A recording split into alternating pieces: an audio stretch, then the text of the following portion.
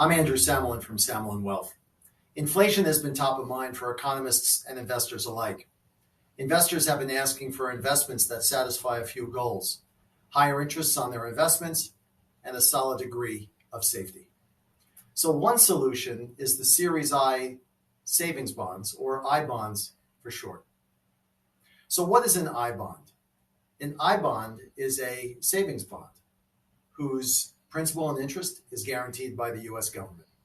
The current rate of savings bonds issued between May and October 31st of this year is 9.62%.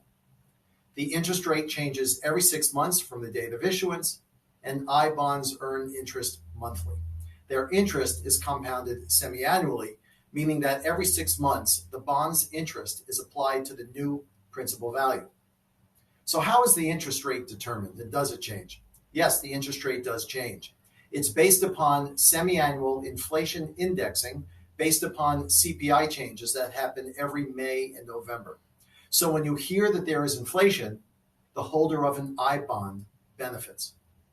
And there are two components to that interest rate. There is a fixed interest rate and a variable inflation rate.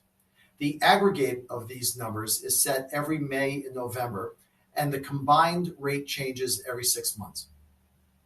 What are the tax implications? Well, tax reporting of interest can be deferred until redemption, until final maturity, or whichever comes first. Interest is subject to federal income tax, but is exempt from state and local income taxes. And interest can be also claimed annually. Interest accrues over the life of the bonds, and it's paid at redemption. But it sounds terrific, but what are the limitations? The major drawback of I bonds is that there's a $10,000 per year per taxpayer limitation. And there are ways to manage this and increase the amount invested, including using entity registrations, which include a corporation, an LLC, a PLLC, a living estate, partnership, sole proprietorship, and a spouse and or a child. Another drawback is that they're non-marketable, which means they're not tradable, so that there's limited liquidity. And they're illiquid for 1 year and redeemable after 12 months with a 3-month interest penalty.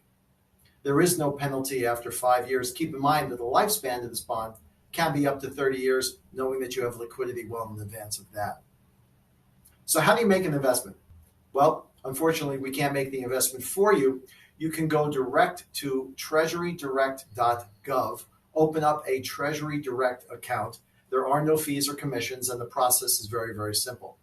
So keep in mind, to qualify for this high 9.62% rate, which is going to change, you'll need to make the investment by October 28th to ensure issuance by October 31st of 2022. After that date, you'll qualify for what will very likely be a lower interest rate, possibly in the 6 to 7% range. But either way, it's still a terrific rate, but lower than 9.62. The summary is that I bonds make a terrific sense for many conservative investors, despite some of their limitations. And we recommend looking at them for safety of principal, an inflation hedge, and as a guarantee of principal for a small part of a diversified portfolio. And thank you for watching. This is part of a continuing series of educational videos to help create options for you and your individual finances.